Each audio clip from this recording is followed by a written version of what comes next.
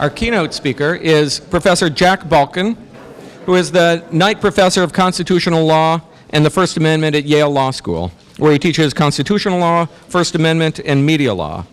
He is also the founder and director of the Information Society Project at Yale Law School, an interdisciplinary center that studies law and the new information technologies.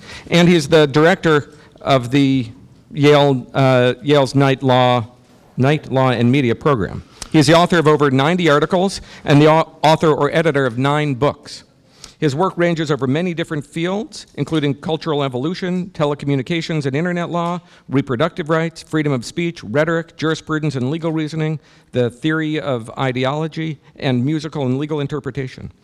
He has written 2 books, both published in the last year, Living Originalism and Constitutional Redemption, Political Faith in an Unjust World. Professor Balkin will be speaking this afternoon on our subject of popular constitutionalism and the 2012 elections. Professor Balkin. Now you're going to, after we finish this, you're going to come up here and take questions? I will. We're going to have some questions. Good. I'm seated here. Hello, everyone. I hope you had a nice lunch. And did you have an extra cookie or two? And you brought some. I see several of you brought the cookies with you. That's good. How many of you are here as lawyers getting CLE credit? All right, there will be an examination after this talk. So please pay close attention. I am here not to talk a little bit about the 2012 election, because after all, this is popular constitutionalism in the 2012 election. So I told Jared that that would be the title of my talk. So now I have to deliver. I'm going to make 5 points, and some of what I've said has already been discussed at earlier panels, so I'll move through them quickly. But here are my 5 points, so you know where I'm going. Actually, I'm just going to sit right here, but with the argument will have 5 points in it. The first point is that what we call popular constitutionalism, or the Constitution outside the courts, or democratic constitutionalism, or your favorite version of this, is never just people by themselves. It's always people in groups. It's always embedded in institutions. Mark Tushnet talked about that a lot. I will have a few extra things to say, but I think he covered that very well. The second thing is that if you're going to try and talk about popular constitutionalism and elections, you have to ask why elections matter, and I'm going to try and give you a sense of why elections matter to popular constitutionalism. And the short answer is that because elections set agendas, because they have symbolic value, and because they have lots of institutional consequences, both good and bad, for the groups in these institutions. The third point I'm going to make is that it turns out, although this is supposed to be about popular constitutionalism, which is ordinary folks, it turns out that presidential leadership is actually pretty important to most kinds of popular constitutionalism. That is, who is the president turns out to be remarkably important, more important than you would think. The fourth point, and now we get to the election, and then we have this fellow in office, his name is Barack Obama.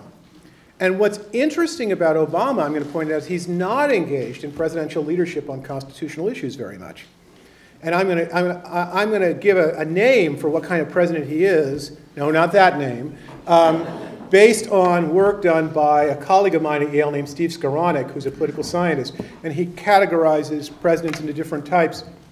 And according to Quranic's view, Obama is what we call a preemptive president. That's a president swimming against the larger forces of politics.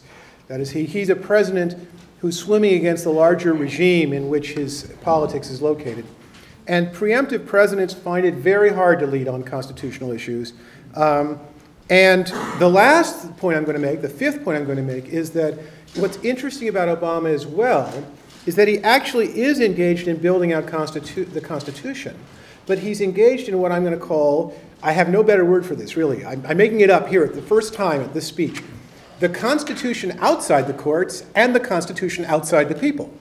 That is, you have a kind of insider's constitution or a sort of hidden constitution that's being built, and it's precisely this is what preemptive presidents are able to do. Okay, those were my 5 points. I'm going to come back to them one after the other. Then we'll have a quiz, and then we'll have questions, okay?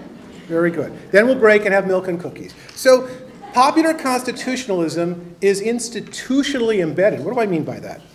Well, so what the Constitution changed is because it's kind of a culture. People have certain beliefs about what government should do and what it shouldn't do. They disagree about those beliefs, but basically there's a culture of argument and belief about the Constitution. But it's not just individuals having beliefs, it's people organizing. So earlier we heard about Sandy Levinson, my very dear friend and co-author, who coined the term Protestant constitutionalism, which is the idea that each of us has the right to determine what this document means for him or herself. But the interesting thing about Protestants is that Protestants don't just go off by themselves, they form churches. And many of them proselytize, and many of them form organizations, and they go out and try to convert people. So, and this is true, too, of Protestant constitutionalism. That is, you have views about the Constitution. Well, you may join a group, or you may get involved in politics, or you may become part of a party, or you may become part of a social movement, or you may engage in litigation. And that's exactly how we should understand popular constitutionalism. It's always people's beliefs, but people's beliefs as they work in NGOs, in litigation campaigns. Political parties are an incredibly important feature of this, as Mark Patriot was explaining. And we know what the Constitution means over time because of the thrust and parry and the fighting among these various institutions, both in the party system and in civil society. It's the thrust and parry and the fighting back and forth that gradually moves the system forward. And it's this constant agonism, right? This constant thing is really what the living Constitution is. The living Constitution is not, in my view, the idea that the Constitution should respond to changing times. Because believe me, there are 50,000 different ways to do that. You can do that as a conservative or as a liberal. So it's a meaningless slogan. The Constitution should adapt to changing times. The living Constitution is the process by which people in constitutional culture fight out the meaning of Constitution in their lived experience, and how the understandings, what is considered reasonable, changes over time because people are constantly fighting over the meaning of the Constitution. That's the living Constitution. It's sort of like your family, right? Your family, how do you know your family's living? It's because you guys are fighting at Christmas. And you're fighting at Thanksgiving. That's how you know you guys are still alive. So that's the living Constitution. So two examples of this. Think about the current battle over whether or not employers, including religiously affiliated employers, have to provide contraception for free to their employees. Very much in the news recently. If you think about it, it's not just a story about individuals having beliefs that disagree with each other. It's a story about institutions. You have the Catholic Church. You have various Catholic organizations. You have evangelicals piling on, right, saying, hey, you know, you're treating the Catholics really bad. And as you know, we evangelicals and the Catholics really get along. At least we have in the last 20 years. And then you have folks on the other side. You have women's groups arguing on the other side, and you have reproductive rights organizations, and then you have the political parties. And you may have noticed there's actually a political campaign going on. There is a Republican Party, so the Republican Party operatives start piling on. And before you know it, you have a whole morass of different groups, institutions, and organizations. You have the beginning of what I predict will soon be a litigation campaign, suing the Obama administration under the Religious Freedom Restoration Act, coming soon to a courthouse near you. And so all of these things together are going to be working out the question of whether or not religious freedom or conscience are being impinged by the Obama administration's policy. The second example, which we've talked about, I think, a little bit, is the fight over the health care bill, which is, I was involved in this very early on. Somebody wrote an op-ed in the Wall Street Journal. I said, that's the silliest thing I ever heard on my blog. I'll debate these people anytime. And then somebody arranged a debate, but it wasn't just us. Other people started fighting, and then there was a litigation campaign, and then the different AEI, Heritage, Federalist Society, Center for American Progress started jumping in the fray, and then the political parties got involved. Then it became the official position of the Republican Party that it was unconstitutional, and now it's at the Supreme Court. This is an example of popular constitutionalism in action. It's always done, at least in part, through institutions. And one of those institutions, by the way, is mass media. Now you see, as Jared said, I run a center on internet studies, so I'm always thinking about the media. And media are an incredibly important form of civil society for constitutional culture. And one of the interesting things about the digital age is that the media explode. And you get all of these different kinds of folks who can all claim to be part of the media. You have the sort of the unorganized media, and then you have the official, formal media. But these are all necessary, or rather all players in the development of constitutional culture. And that's clearly been the case in the context of both the fight over contraception and the fight over the health care bill. Okay, so there are three things that follow from this idea of institutional embeddedness. And they're actually kind of important, and you'll recognize them, but I'm going to approach them from a slightly different angle. If it's true that popular constitutionalism is institutionally embedded, then we can ask, well, how embedded is it? In other words, how wrapped up in various organizations is a particular set of constitutional ideas, and how much is it sort of loose and unaffiliated and unorganized? So that's the degree of embeddedness. The second thing we can ask is, how easy is it to co-opt this popular mobilization? How easy is it to be co-opted by political parties, for example, something that Mark Tushnet mentioned?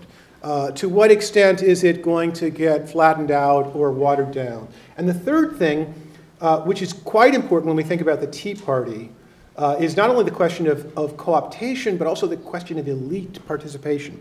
That is, if you have popular mobilizations about constitutional values and they get wrapped up in various kinds of institutions, whether they're media organizations, Fox News is a media organization, or the Republican Party, or the Heritage Foundation, which is a think tank, and Tea Party's interacting with them, how much is it getting co-opted by them, and how much is it retaining its independence, right? Similarly, and how much is it being, what is its relationship to these folks in these organizations who are often elites?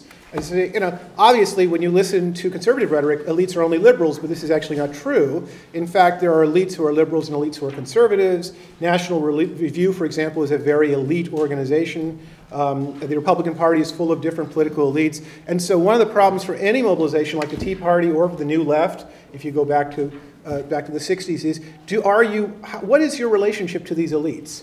Are you being taken over by them? Are you resisting them? Are you cooperating with them in some way? You know, this is the problem of the relationship between various kinds of elites in society and the general public.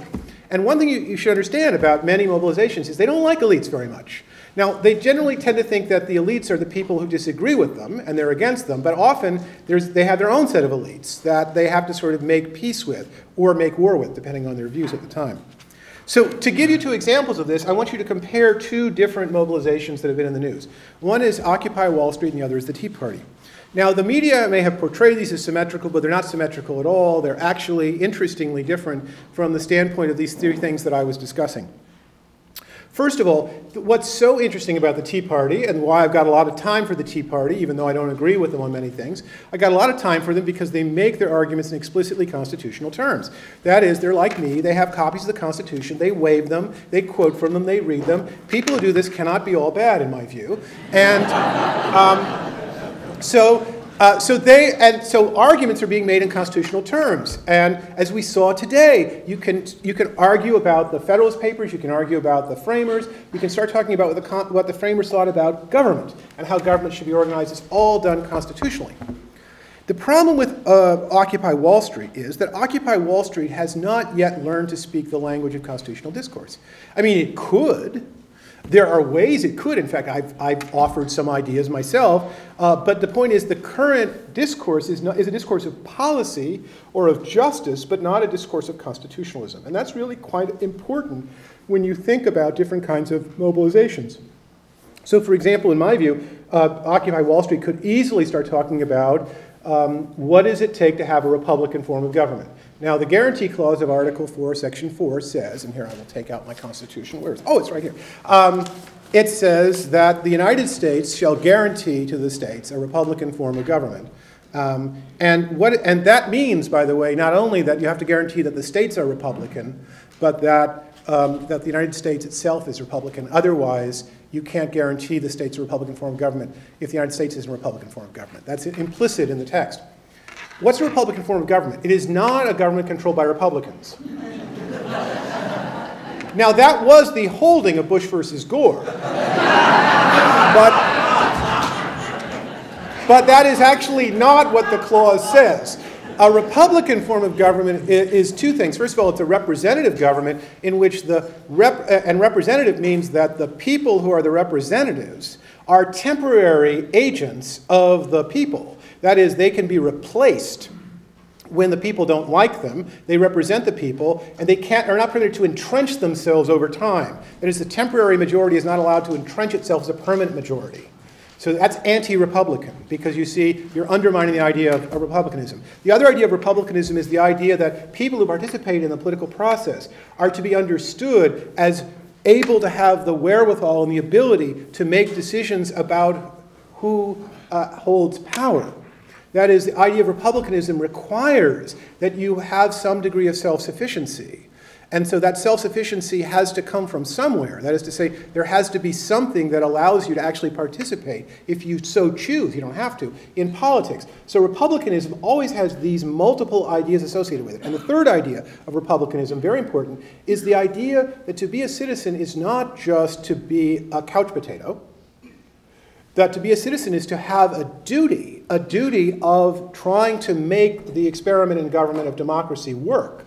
So republicanism has the idea of representation, of agency, of preventing entrenchment of the powerful so that they refute the will of majorities, of the idea of self-sufficiency of those who are the sovereigns, and the final idea of politics as a duty, which we are all involved in. And you can see how Occupy Wall Street could take all of these ideas.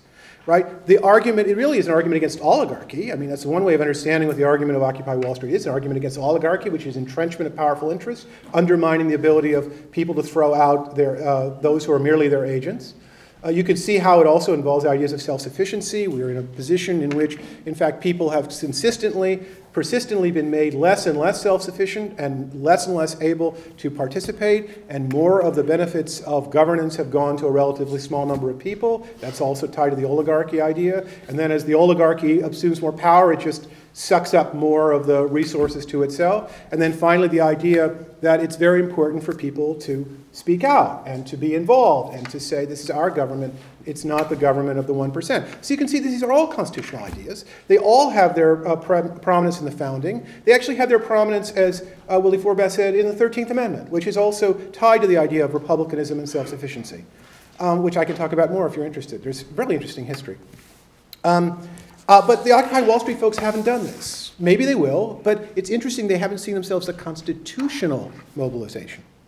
The Tea Party is also more institutionally embedded by now than Occupy Wall Street has been. Whether for good or ill, or whether or not, in fact, Tea Party people happen to like this or not, they have become more institutionally embedded. So there is actually Tea Party's had significant influence in the Republican Party. In fact, it's partly taken over parts of the Republican Party. There's a Tea Party caucus in the Congress, think of that. There's enormous support from mass media organizations, including the right side of the blogosphere and Fox News. There's financial support from various organizations and donors. If you think about Occupy Wall Street, you'll see that by comparison, they have not, in fact, been as institutionally embedded. They have some cheerleaders in the blogosphere, in the left blogosphere. But they haven't, in fact, been strongly tied into the Democratic Party. I think many Democrats are not quite sure what to make of them. There is no Occupy Wall Street caucus in Congress.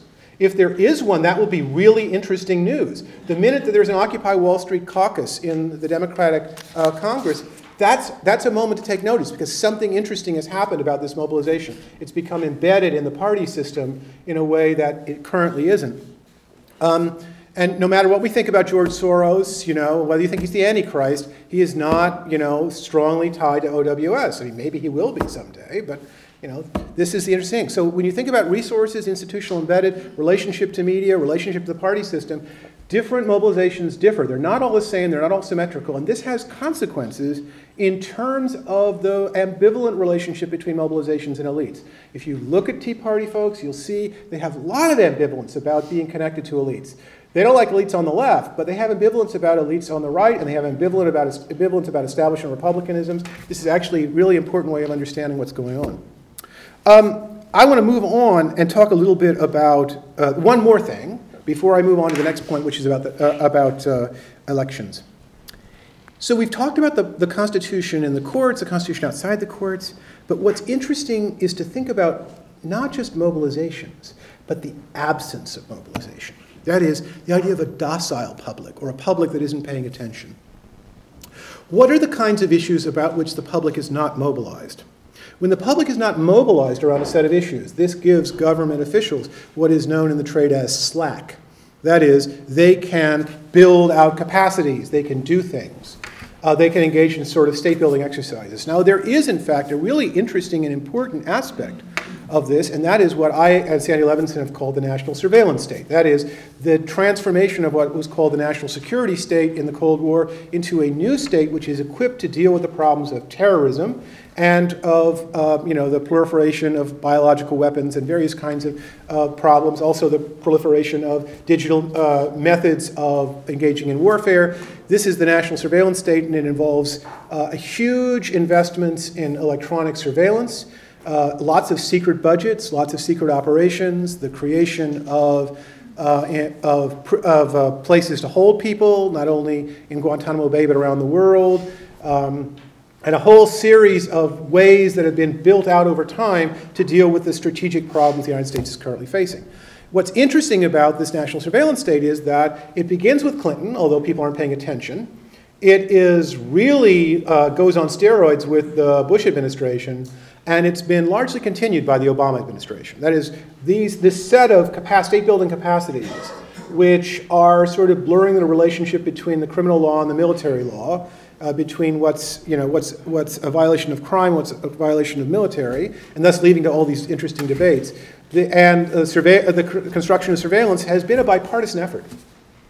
Both Democrats and Republicans have gotten on board. They may differ at the margins about how they want to build the state out, but both of them are on board. And it's really interesting. You move from Clinton to Bush to Obama, and it's very interesting. There are some ways that Bush is different, especially from Obama, but there are interesting continuities. Now, what's so interesting is that this form of state building, which is actually shaping our Constitution before our very eyes, changing the way in which government does its business, changing the kinds of things we expect from government, and the kind of services we expect from government, and the forms of surveillance that government performs on us, and the way in which we're understood as subjects of governance, right?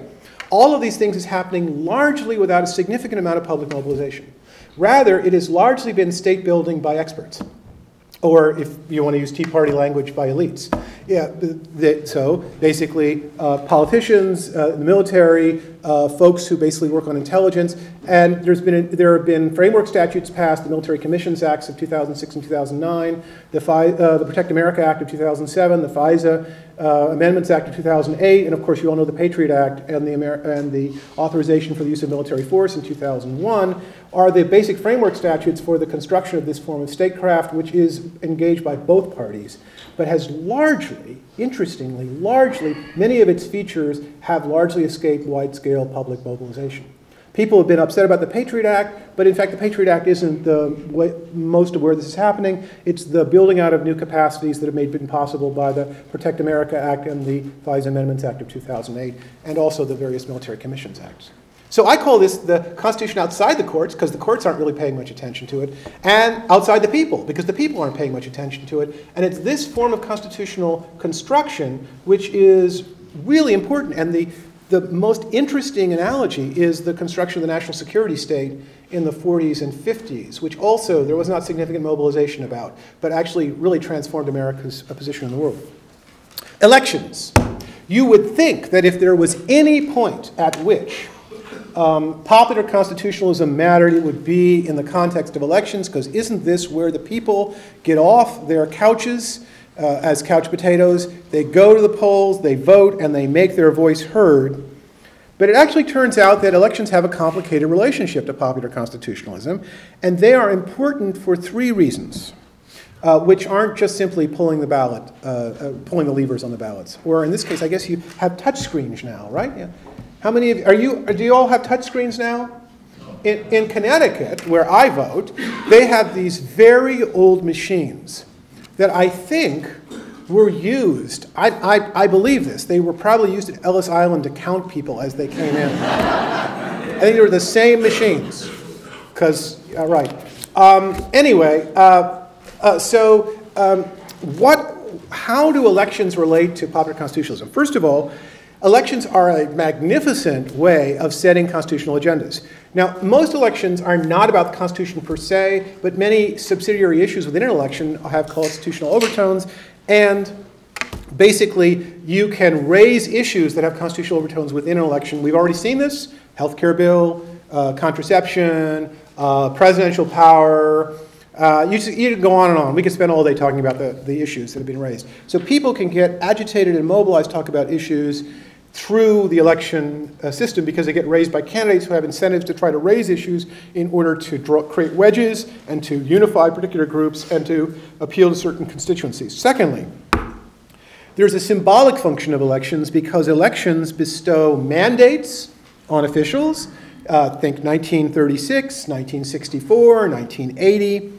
Elections can repudiate a constitutional vision, they can restore a constitutional vision, they can consolidate a constitutional vision, or they can create revolution. We often talk about the revolution of 1937, if you remember the New Deal.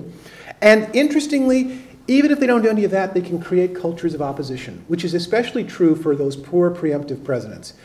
That is to say, when a preemptive president gets elected, we'll see why in a bit, often the first thing happens is a huge wave of opposition to the president and all he stands for emerges in the other party. It's happened to Richard Nixon in 1968, and it is happening now to Barack Hussein Obama in 2008. So another thing, there are institutional effects. One of the most interesting features of elections is they create the opportunity to staff new positions of power and authority within the state, and in the judiciary, in the administrative state, in the military, and there's also the possibility of creating what I call the constitutional trifecta, in which one party controls all three branches of government, or the little trifecta, where one party controls the presidency and both houses of Congress. That's very important when a result of elections. There's also there's the counter-cyclical effects of elections. Remember, popular constitutionalism is about institutions. One interesting counter-cyclical effect of winning an election is that your institutional matrix kinds of decays, right? Whereas if you lose an election, one interesting effect is your institutional matrix suddenly gets lots of contributions. So the best thing that happened to Fox News was the election of Barack Obama. The best thing that happened to the right-wing blogosphere was Obama's election and various right-wing think tanks. You get these interesting counter-cyclical effects, which is just fascinating stuff. This is related to Doug DeJamie's paper, which I don't know if you're going to talk about it today, but "Winning Through Losing" is the name of one of his papers, and it's absolutely true. The last thing you want to think about with respect to elections is, and this is a term that was coined by a friend of mine who also blogs on my site. His name is Gerard Mayoka, and he's at Indiana. And he talks about the idea of a preemptive judicial opinion.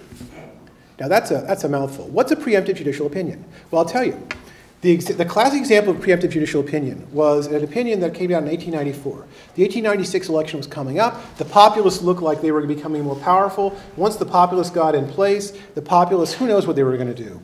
They were going to institute socialism, or even worse, rent control. The populists were going to come in and they were going to clean house. And so the Supreme Court, which was staffed by people of a previous constitutional regime, who didn't much like the populists, said, well, we'd better strike down the income tax. That'll show them. So before they get in power and start doing crazy stuff, we're going to strike down the income tax. And that's exactly what they do in 1894 and 95 in the Pollock case. That's a preemptive strike on what is feared to be a constitutional transformation. So one thing that can happen as a result of an election is that the federal courts, who are basically staffed by the last 3 or 4 administrations, usually the federal courts are staffed by not the current administration, but the last 3 or 4, they think, oh my God, a change is coming. We had better clamp down hard on what we see as a transformation we don't like. We ought to defend the existing regime. And so preemptively, we're going to strike down a bunch of things. And you'll see this as one interesting result of various elections. And one thing we want to think about is, to what extent can we understand the current Supreme Court, which has a conservative majority, in a time when the White House is controlled by a purportedly liberal Democrat? To what extent can we understand the Supreme Court's incredibly busy docket this year and next? Affirmative action, the Voting Rights Act, ACA. The list goes on and on. The hits just keep on coming as a consideration of whether there'll be a series of preemptive judicial opinions. Okay, that was point two about elections. Point three, presidential leadership. I've got to tell you something about presidential leadership. Because you probably are thinking to yourself, popular constitutionalism is where the people, us, the people, go and we talk back to the folks in power, and the most powerful person in the country is, of course, the president. So what does the president have to do with popular constitutionalism? And my answer is actually a lot. It turns out that presidential leadership is very important to forms of successful mobilization over time. You can have effective change without the presidency. It's just more difficult. The presidency is really rather important. And also the president is often a key player in what I'm going to call the Constitution outside the courts and outside the people. I mean, for example, in the construction of our capacities with respect to the war on terror. You can have changes starting at the local level and the state level. Often those are very important. But you really need the president to sort of deliver the sale at the end of the day. So if you think about the civil rights movement, it turns out Truman is extremely important in setting the stage for Brown. And Johnson is extremely important in pushing through the civil rights legislation. We tell the story of Brown as a story of courageous justices, but really Harry Truman is the really courageous fellow in this story. In '48, as Strom Thurmond walks out of the Democratic National Convention, Hubert Humphrey moves for a civil rights plank, and Truman runs on a civil rights plank in 1948, which is kind of like running on, universal health care today. Anyway, so he does this, and he wins in 1948. And then he instructs his Justice Department to ask the Supreme Court to overrule Plessy versus Ferguson in 1950, not 1952 or 1954, 1950. And the Supreme Court says, boo, boo, boo, boo, what are we going to do, what are we going to do? And they wait a long time, and then they finally get around to it. But Truman is engaging in presidential leadership. He desegregates the armed forces and also partially desegregates the civil service. So this is presidential leadership in change. And of course, Johnson, you know the story of Johnson and the civil rights regime. There's another way you can have change. If you get wide-scale bipartisan agreement, then in fact you can have major change. So the classic examples here involve women's rights, in which the two parties right around World War I start to coalesce around the idea of supporting voting rights for women. The Republicans had supported women's voting rights for a long time, but it's really after World War I when Wilson finally gets off the table and says, yes, I will support it. And then at that point, it goes fairly quickly. And then you get the 19th Amendment by 1920. And same thing happens in 1970 when the Republicans, once again, were the more pro-feminist in some ways for a very long period of time. The Democrats, out of the labor tradition, have some problems.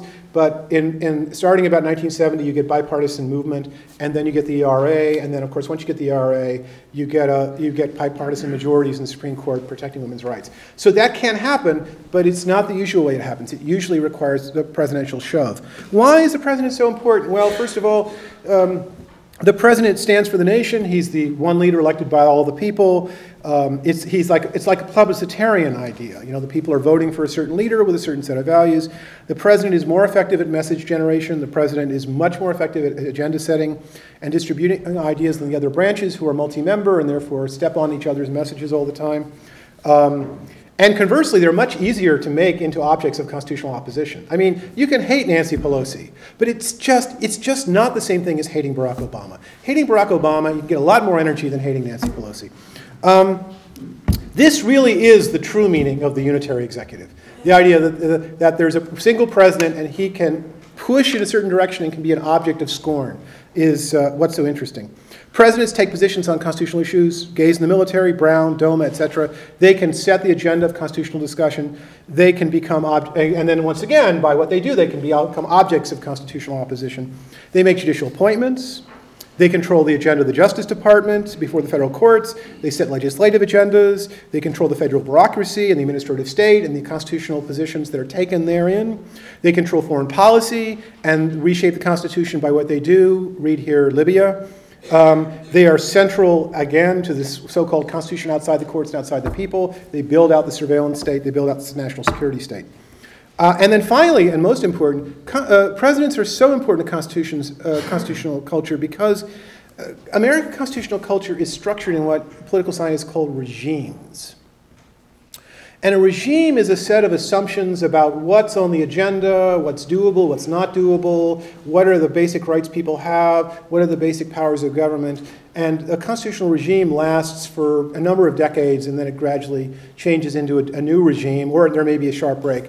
So if you want to think about it, the beginning of the New Deal is a new constitutional regime with a new set of assumptions about government is for and what the powers of government are. The Civil Rights Revolution is the ushering in of a new regime.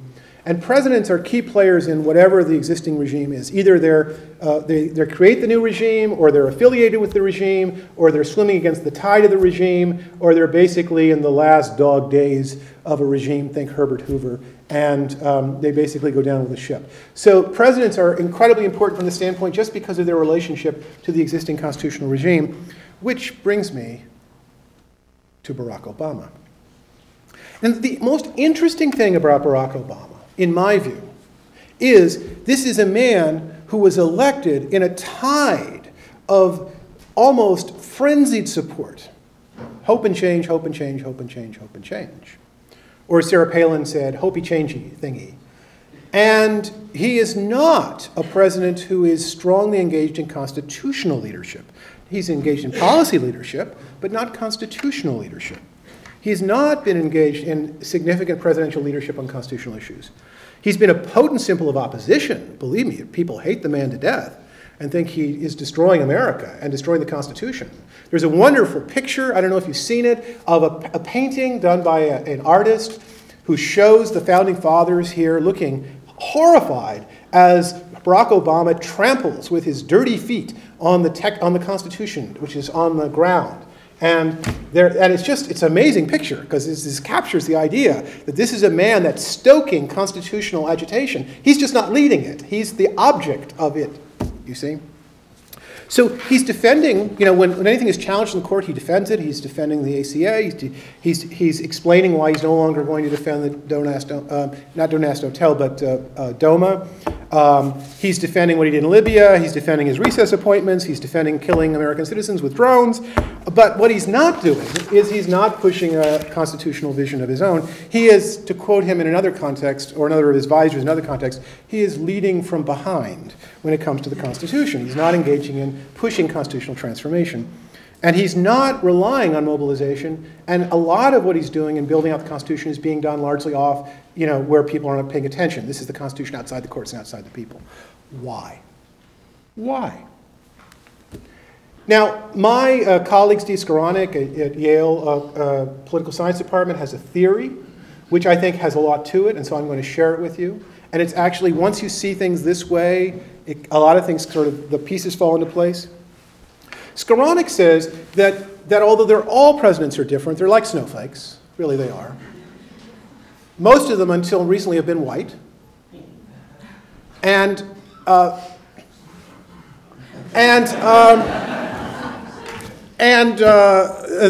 they're all different shapes and everything. They're always falling to the ground. That's it. That's my comparison to snowflakes. That's all I've got. If you can think of other ones, let me know. They're all like snowflakes. They're all different. But they fall into four categories. There are the presidents who come in, who sweep away the old regime, who call it corrupt, and who bring in a new regime. And that's Jefferson and Jackson and Lincoln and FDR and maybe Reagan, depending upon your view of how significant the transformation was. And these are reconstructive presidents. They reconstruct a new regime.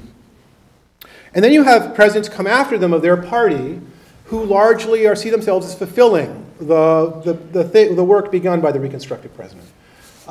So if you think about Truman is trying to fulfill what FDR starts, and Johnson sees himself as trying to perfect the New Deal.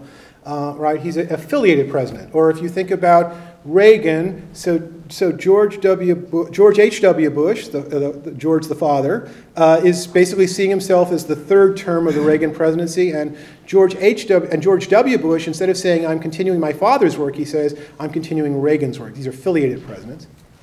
And then Quranic says there are a number of presidents who happen to get elected at a time when the dominant regime has been constructed by the opposite party. And these are very unfortunate folks. He calls them preemptive presidents. Preemptive presidents are presidents like Grover Cleveland. You may not even remember him. He was the first Democrat elected after a string of Republican presidents after the Civil War. Woodrow Wilson, also elected after a string of Republicans. Another example, more modern, is Eisenhower, who basically is the first Republican elected after a long string of Democrats. Nixon, in the high watermark of the welfare state and the Great Society. Clinton, the era of big government is over. Thank you very much. And right, these are preemptive presidents. And then finally, you have the ones who are hanging on the last dregs of the regime before it falls apart, when the party coalition is falling apart and they're basically trounced out. And that's Buchanan just before the Civil War, and Hoover just before Roosevelt, and then Carter just before Reagan. So the interesting question is, you have 2008, and what do we have? We have this election. We have an extremely unpopular president, George W. Bush. It looks like his coalition is falling apart. It looks like the Republican Party is at war with itself. It looks like it has writing checks it can't cash, literally. And it looks like it's time for a transformative president. Yes, it's time for the next Jefferson, Jackson, Lincoln, FDR, right? Reagan. And we get a guy comes in and he says, you know, it's time for hope and change, hope and change, hope and change. So you're thinking, oh, transformative president, transformative president. And the guy's elected. And it turns out he's not a transformative president at all. At least he hasn't acted like a transformative president. He's been behaving like a preemptive president. What's a preemptive president? A preemptive president is somebody like Nixon or Clinton. Now, what do we know about preemptive presidents? Well, here's what we know about them. First of all, they're swimming against the tide. They're swimming, they're trying to climb uphill. The politics is moving in opposite from them. And so their strategy of survival, political survival, is to steal the best ideas from the opposite party and claim them as their own, and essentially try to appeal to the, well, as Nixon would say, the vast silent majority of Americans who, are not ideologues. Does it sound familiar? Right? And so preemptive presidents take this strategy because they have to. That's basically what's required of them. Now, preemptive presidents can actually achieve an enormous amount. Nixon, you may not remember this, Nixon was one of the most successful domestic presidents in the 20th century.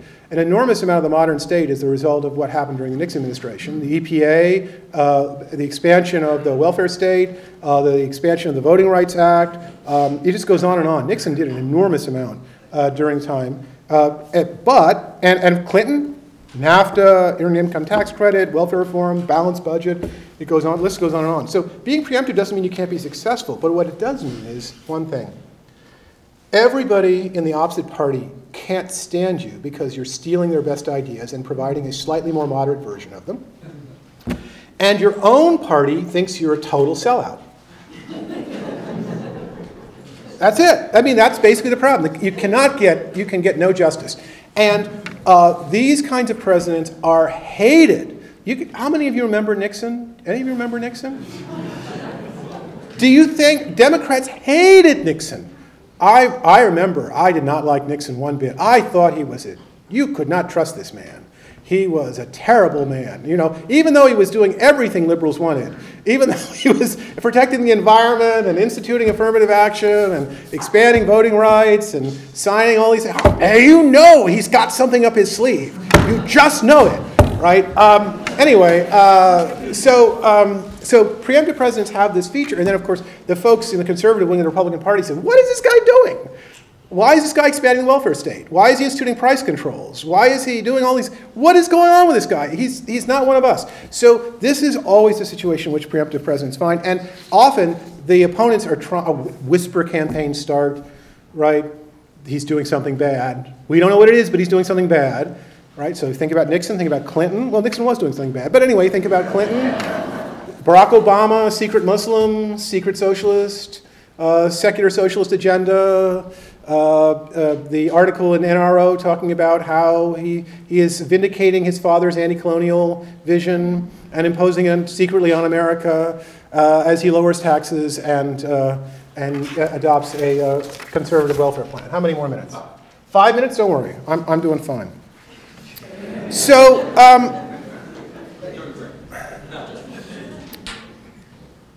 the problem for a preemptive president is a preemptive president finds it very difficult to lead on constitutional issues. Why? Because he's swimming against the tide. He doesn't have a positive constitutional vision that he can promote. Or if he does, he doesn't think it'll go anywhere. So instead, he's largely in a defensive crouch. And most of what he does is he plays defense. And generally speaking, preemptive presidents create a situation in which, because they steal so many of their ideas from the other side, and the other side gets radicalized. That is, if you think about Nixon, what does Nixon do? Nixon really drives Democrats crazy, and he really gives an impetus to the New Left. They can't understand what this man is doing. They just hate him so much. In 2000, and then you know what happened with Clinton. I mean, come on. The 1994 election is people just absolutely going nuclear over Clinton. How dare this man take all our ideas and then claim that they're democratic ideas. And so what it does is it energizes his opponents and it radicalizes his opponents. That is to say, he's giving them what they want, but they want more. And they get more radicalized. Now you see events are starting to make sense. You can understand what's going on with the 2008 election. What Obama is doing is basically by asserting that he will be nonpartisan and beyond politics, he's driving his Republican adversaries crazy, and they become even more right-wing than before. And they say, it's time for transformation. It's time for us finally to install the conservative vision that we have hoped for. It's finally to vindicate Ronald Reagan's vision. And this, of course, what happens with the New Left and the Democrats in 1972. And I think that's the best way of understanding what happened in 2010 and what's happening right now. The Republican Party, using the energy of the Tea Party, which wants smaller government and wants to change the basic assumptions of how government governs, is attempted to take over the country. And they succeeded in taking over the House, but here's the problem. This is why presidential leadership is so important. You can't foment constitutional transformation with control of only one House of Congress. You don't have enough. You don't have president. You can't even do it with two Houses of Congress. This is what Gingrich tried to do in '94. He tried to become a prime minister. And no, seriously, this was the idea. They would remake government. He would act as prime minister because he would be the head of the Speaker of the House. But that didn't work because the way our system is structured, the president can't. You need the president. And as a result, you get a political stalemate. And then what you got in '96 was both parties fighting over control to see who could win. And that's what's happening right now. You see, Obama has radicalized his opponents. And they now understand they need constitutional transformation. And they didn't get everything they needed in 2010. So now we're playing for the whole ball of wax. This is a fight over the basic assumptions of constitutionalism in the United States. So when the Tea Party folks tell you what they're talking about, you take them entirely seriously. This is about the whole ball of wax. This is about the Constitution. And will there be a transformative presidency? And right? That's the whole point of it. But we have this weird situation. And here's the weird situation. It goes back to the idea of elite co-optation. The Tea Party wants constitutional transformation. But there's this relationship, ambivalent relationship to elites, which has created a situation in which they lack a transformative candidate. A transformative candidate who could, if they won, create a new constitutional regime, perfect the Reagan regime and produce a new constitutional regime. That person is not arriving. It's a very complicated story about the relationship between mobilizations and the party system. And of course, on the other side, we had the Democratic Party, which could have been mobilized as a result of 2008, but the person they elected is not interested in mobilization. He disbanded his civil society organization on the internet. He governed as a preemptive president. And so you could imagine Democrats being interested in constitutional transformation, but they don't have a guy to lead them who's actually interested in constitutional transformation. So this is where we sit now in 2012. With two parties potentially seeking mobilization, but both without a candidate who could actually be a transformative president. Well, what will happen? What will happen? So I'll give you a couple of scenarios. Then you can decide what you think would happen. Scenario one, the Republican Party wins in a very strong majority, What you'll get is not a new transformation, I predict. What you'll get is another affiliated presidency. That is, a continuation of the Reagan regime. The Tea Party, I fear, will be marginalized because what will happen is they'll get treated like the social conservatives were by Reagan or by George H.W. Bush. And the reason why is because of the relationship between this mobilization and the party system, which is complicated. And it's not, it's not just a wholly owned subsidiary. The Tea Party is not a wholly owned subsidiary of the Republican Party. There's an ambivalent relationship here. And a Republican candidate winning in 2012 would be a continuation of Reaganism, but not necessarily an establishment of the Tea Party's vision of the Constitution. The Democrats might win. Well, if the Democrats win and they get the same Barack Obama they had in 2008, then it's just more of the same. This is the fourth term of the Clinton administration. You have weak presidential leadership on constitutional issues, largely playing defense. Civil society organizations, gay rights movement, and other groups will make progress, but they won't get an enormous amount of help from the president in the same way that Johnson pushed for black civil rights. In other words, Obama has not in the same relationship to gay rights as Johnson was to black civil rights. He's not getting ahead of the game. He really is leading from behind. Which just doesn't mean he's hostile. He's just not going to make a big deal about it.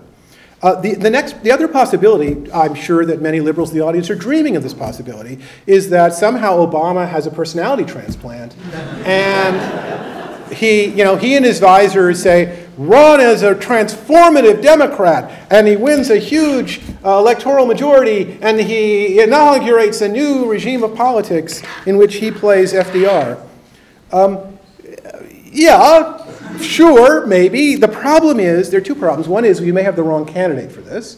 But second of all, even if you had the right candidate, there's something Quranic talks about, which, there's a certain tragic vision in Quranic's work, is the idea of what he calls the thickening of political institutions. That is, as the state gets built out and these civil society organizations come in and you have all these stakeholders who are claiming and pushing each other, it becomes more and more difficult to have transformative change because there's so many veto points in the system, both in the state, but also in civil society. And so a transformative form of politics may be more difficult because of the thickening of institutions. Now, this is Quranic's view, that over time you get thickening. It's possible that he's wrong about it. But if he's right, then you could see why that might be. You have this new veto point in the system, which is the Senate, which prevents change unless you get over 60 votes.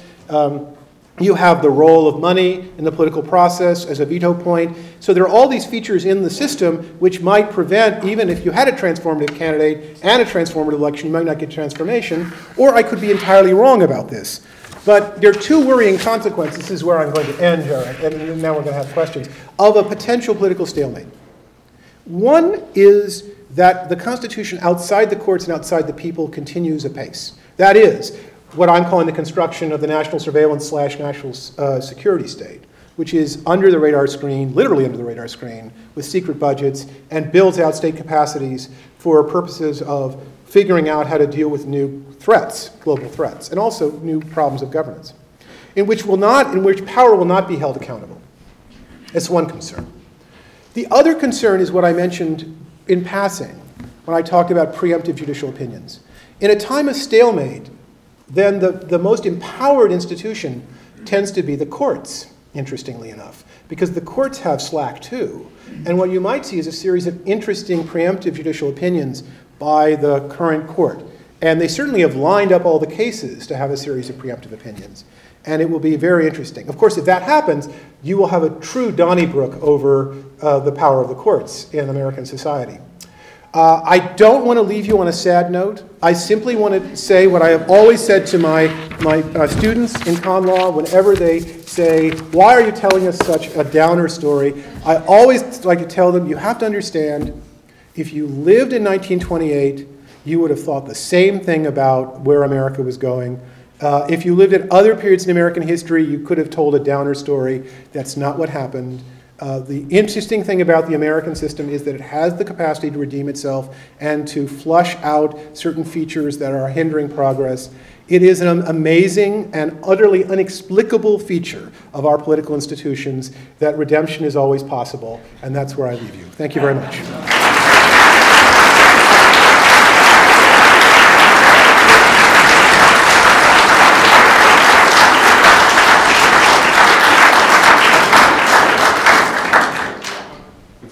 Gone over the time that we had allotted for questions, but I think what we'll do is we'll take 5 minutes of questions and then take a shorter break before coming back for our final panel. So why don't we have 5 minutes of questions? Yeah, Elliot, here.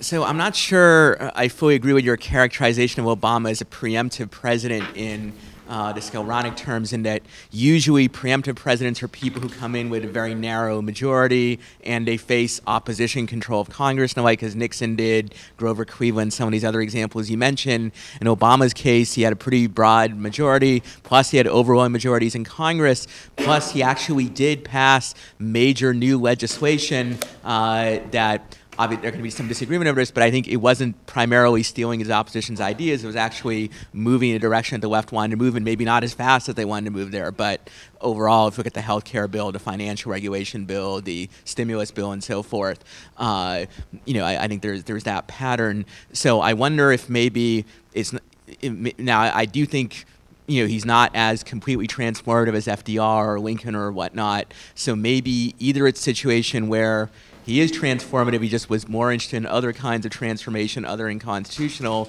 or alternatively, we have a sort of prolonged period of a kind that maybe Quranic doesn't contemplate, of sort of the previous regime may have broken down, but no clear new regime might emerge because the political forces are closely balanced. So I don't know, maybe there's something I'm missing here, but he doesn't really seem to fit the preemptive model that well. Right. And I want to say that there's a lot to your point, and one possibility is that this is an example of what happens when you have a transformative election, but institutions are so thickened, there's so many veto points in the system, that you can't actually have a transformative presidency, and what you get is this, right, you see? But I think it has to do, I think it's not just simply that Obama is a certain kind of person. I mean, people tell psychological stories. I think his advisors looked at the situation of what was available to them. They looked at the coalition they had, and they said, this is what we can do. They also faced a severe economic crisis, so they had to deal with that. Not everybody agreed the way they dealt with it, but that's what they thought was job one. And so I think the situation in which Obama found himself reinforced those instincts he had to deal with the problems of politics in a way more reminiscent of a preemptive presidency.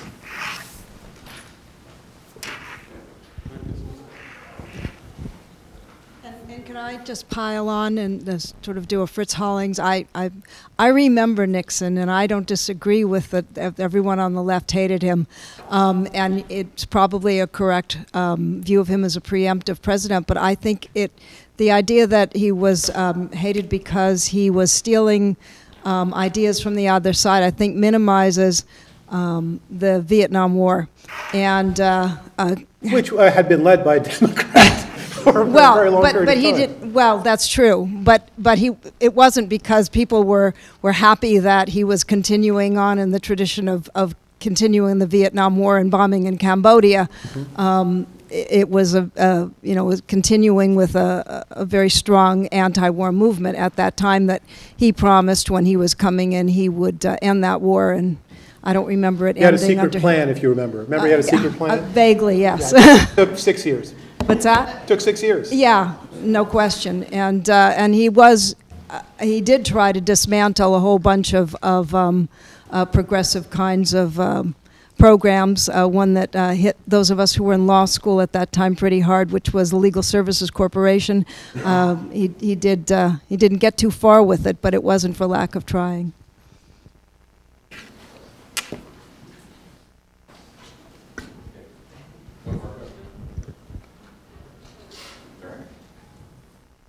Room has gone silent. All right. Very good.